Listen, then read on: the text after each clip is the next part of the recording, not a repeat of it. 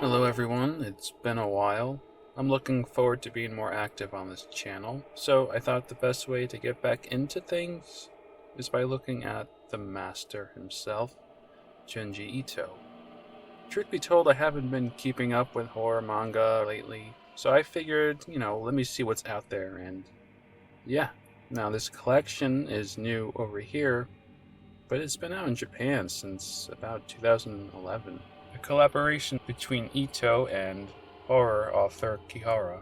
The cover drew me in. It's probably one of the greatest manga covers I've ever seen. It grabs your attention in a startling way. So what we have here is a collection of short stories, literally short stories. Each story here is about 3 to 4 pages long, and you have some illustrations throughout.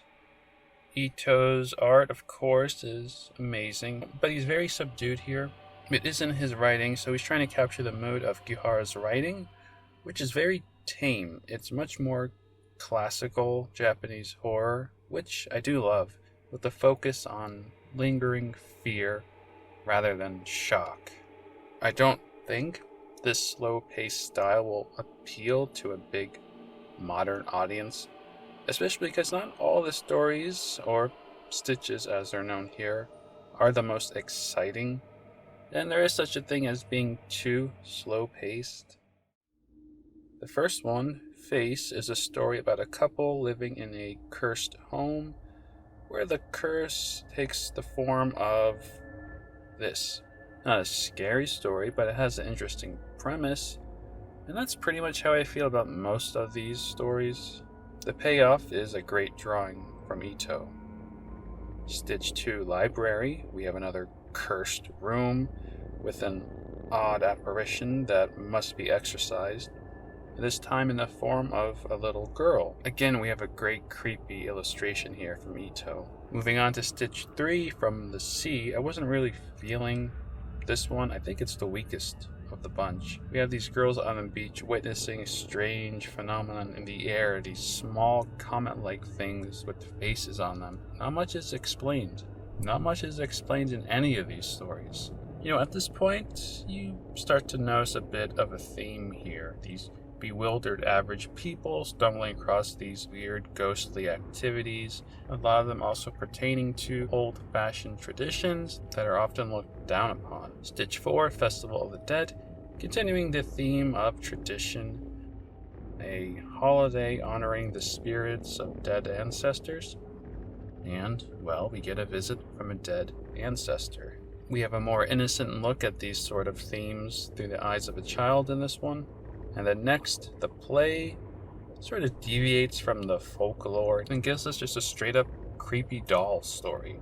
There's no murderous rampage here, just some high school kids witnessing a puppet moving on its own, and then it ends. With Stitch 6, Folk Dance, I like the story here. It's a simple ghost story, again tied to some outdated tradition. These teens don't like to folk dance. You can dissect the aspect of photography with this one. Photography often goes hand in hand with the paranormal, and that theme continues with Stitch 7, The Kimono, which is probably my favorite of the bunch, and I think it's genuinely creepy.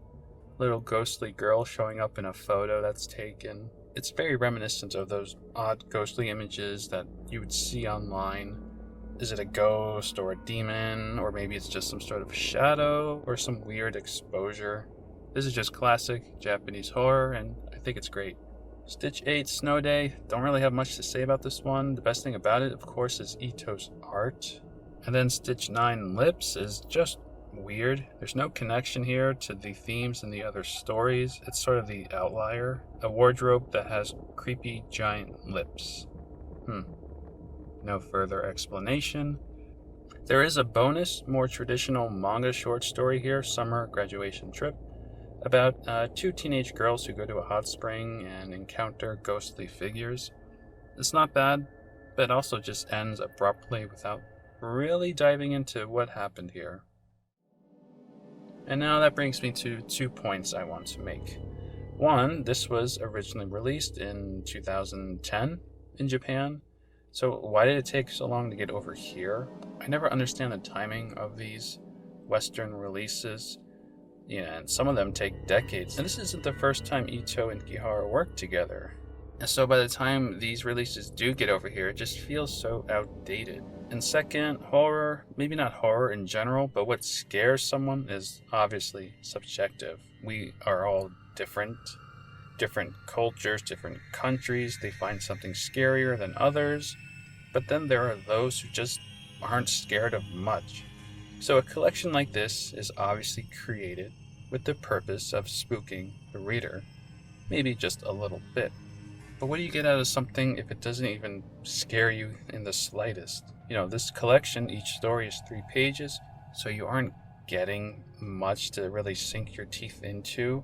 These are snippets made to give you a quick chill, and while the writing itself perhaps doesn't, Ito's art could probably creep you out a bit, so you can admire the art like I do, but I feel like it needs to be fleshed out a bit. Cut 2 or 3 of these weaker stories and focus on getting 5 or 6 great short stories.